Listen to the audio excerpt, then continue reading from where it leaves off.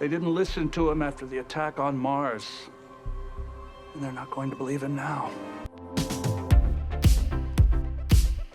The penultimate episode of Picard Season 1 is filled with Easter eggs. The title of the episode is In Arcadia Am I, and this title has many layers of symbolism. You art nuts out there know that this is the title of a painting showing shepherds examining a tomb. The popular interpretation of this painting is that Arcadia refers to a utopia, and the I in the title refers to death, meaning that if a tomb is in Arcadia, then even death can reach a utopia. In this episode, the synthetics live a utopian life that is suddenly threatened by destruction.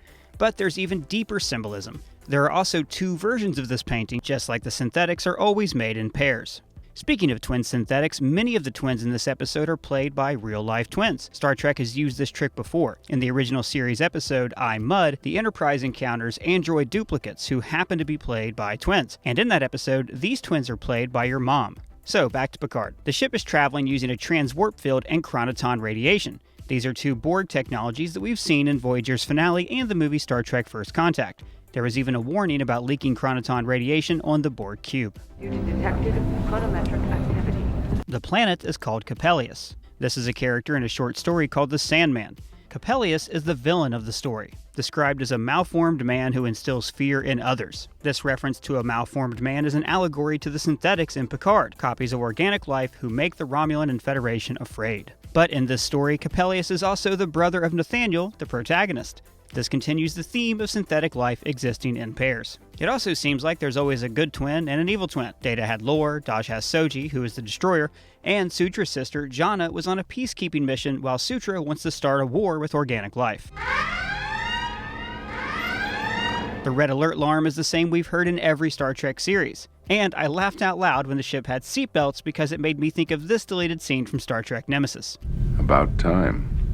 Narek uses his cloaking device to create an illusion of his ship. This is similar to the Picard maneuver, when a ship uses its warp signature to temporarily create a mirage of itself. The defense network looks like giant orchids. Now, I've touched on this before, but orchids are a metaphor for synthetic life on this show. Daj grew them in her apartment, and she thought her father named orchids after her and her sister. And our house was full of orchids. He spliced two genuses, and he named the offspring after me, Orchidaceae, Daj, Oncidium, yellow and pink. Orchids are also very delicate, rare, and hard to grow.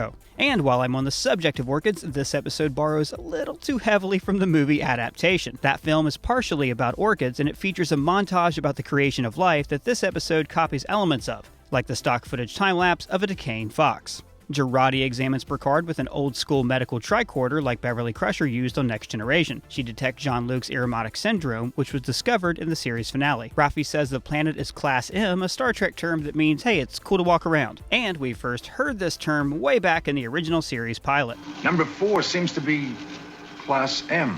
For possible threats, they mention reptilians, a possible reference to the Gorn, and also killer fungus. This seems like a random throwaway, but as always, there's a deeper meaning. In the original series episode Conscious of a King, a space fungus destroyed a colony's food supply. The ruler of the colony, Kodos, not that Kodos, this one, decided to kill some of his people to save the others. 4,000 people were needlessly butchered.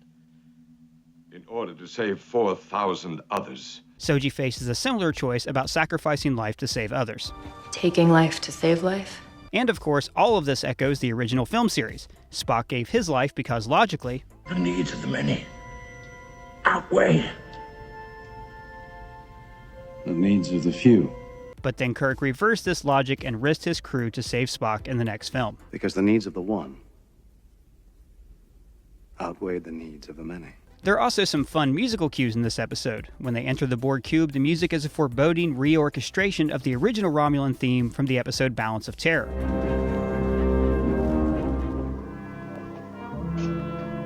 But then, when Seven shows up, the theme to Voyager plays. So are you here to help with the cleanup, or do you just make messes?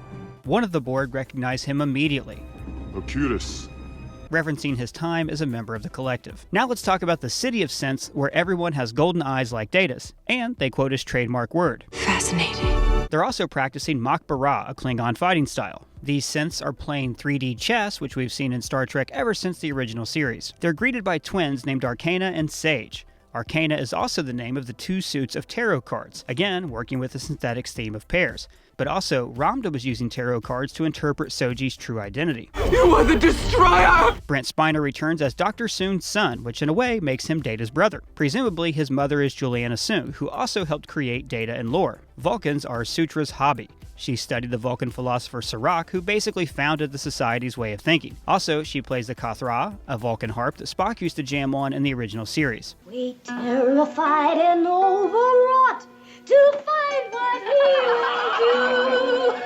I thought it was a little weird when she was able to mind meld. Have you ever seen anyone besides Vulcans do this? There was one episode of the original series where Spock melded with a silicon-based life form, but that's the closest I could find to a synthetic life mind melding. Do you have any thoughts? Let me know in the comments below. Let's revisit that synthetic vision. It starts with cells dividing to create life. Again, the theme of life being created in pairs. Also, the image of a human hand touching a robot evokes Michelangelo's The Creation of Adam when God gave life to humanity. But curiously, we see the image of Data being created, followed by a robot bearing the Federation symbol, and then the Federation symbol in this one's eye, and images of the synth attack on Mars. The line here, They will seek to destroy them, and in so doing, destroy themselves, is very appropriate. The Romulans sabotage the rescue of their own people from the supernova just to harm synthetic life. So why does this 1,000-year-old message contain new information like Data and the Federation symbol? Because the synthetics are still monitoring our galaxy, and likely updating the message with newer information. At least that's my theory. If you have one, let me know in the comments. Soong calls this group a new federation that spans galaxies. This new federation unites synthetic life forms in a powerful alliance. Except instead of seeking out new life and civilizations, they're looking for new synthetic life. Girardi learns that Soong has created a golem to transfer his consciousness. Stupid fat hobbit. No, not that kind of golem.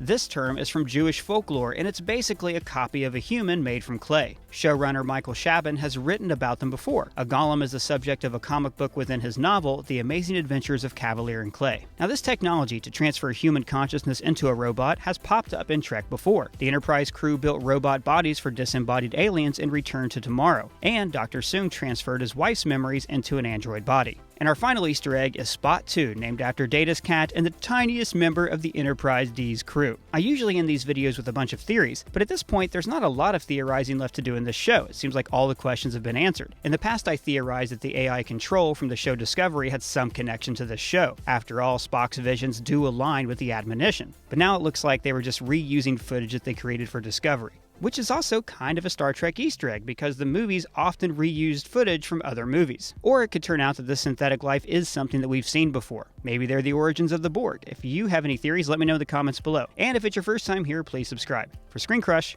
I'm Ryan Airy.